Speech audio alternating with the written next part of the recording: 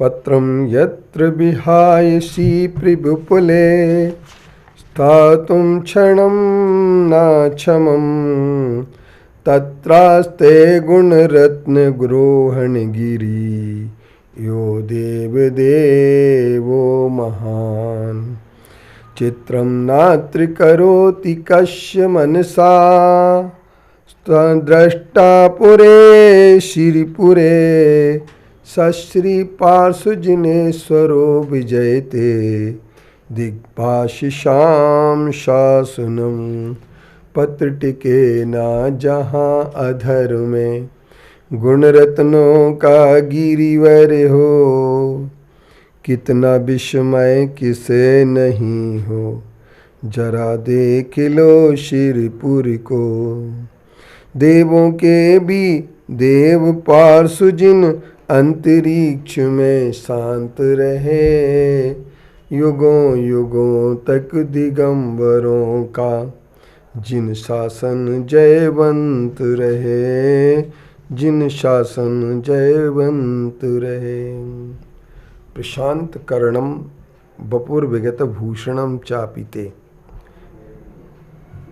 जो हमारे पूज्य देव होते हैं, उन देवताओं की जब हम पूजा करते हैं तो हम उनके लिए प्रशांत कर्णम, जो उनके उपकरण हमारे सामने दिखते हैं, निरखो अंग अंग जिनवर के जिनसे झलके शांति अपार। जिनेंद्र भगवान के अंग अंग को देखने से उनमें यथार्थ शांति हमें प्राप्त होती है, शांति हमें दिखती है। जब हमें शांति दिखती है तो उस शांति से ही हम अपने विगत आभूषण से रहित जो भगवान होते हैं, जिनके ऊपर कोई आभूषण नहीं होता है, जिनके समस्त जन के चित्त नेत्र परम उत्सव के कारण होते हैं, जो किसी आयुष अस्त्र शस्त्र के बिना, परिग्रह के बिना जो जितेंद्रिय होते हैं, अर्थात जिन्होंने समस्त इंद्रियों को जीत लिया है, ऐसे है भगवान।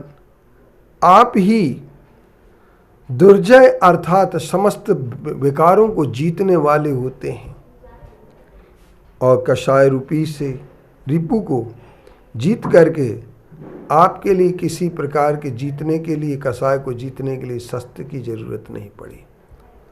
बाह्य शत्रुओं को जीतने के लिए व्यक्ति के लिए शस्त्र की जरूरत पड़ती है और अभ्यंतर शत्रुओं को जीतने के लिए किसी प्रकार की शस्त्र की जरूरत नहीं पड़ती है। क्रोध, मान, माया, लोभ, हर्ष और शोक, इन अंतरंग विकारों को जीतने वाला ही परम निर्विकारी बन सकता है। और उनके बाह्य लक्षण सामने यह आ जाते हैं कि न उनके लिए किसी प्रकार के श्रृंगार की जरूरत होती है, न आभूषण की जरूरत होती है, और न उनके परम प्रकृति रूप उनका निर्दोष हो जाता है।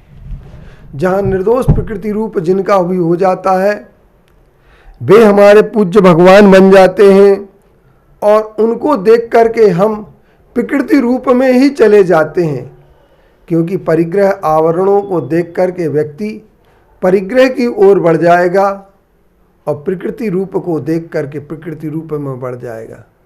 खरबूजे को देख करके खरबूजे के रंग बदलते हैं, ये बात हम लोग कह सकते हैं। लेकिन हम ये भी कह सकते हैं कि खरबूजे को देख करके जब खरबूजे के रंग बदलते हों तो ठीक इसी प्रकार से हमें और आपको भी विचार कर लेना पड़ेगा कि हम अगर वीतरागता को देखेंगे तो हमारे अंदर वीतरागता आएगी, और राग को देखेंगे तो राग आएगा, और तत्व दृष्टि से उपासना अगर करेंगे तो निश्चित तौर पर हमारी तत्व उपासना एक हमें अच्छी समृद्धि, एक हमें अच्छी भावना और एक पवित्र हमें मोक्ष मार्ग अवश्य देगी। ओम शांति।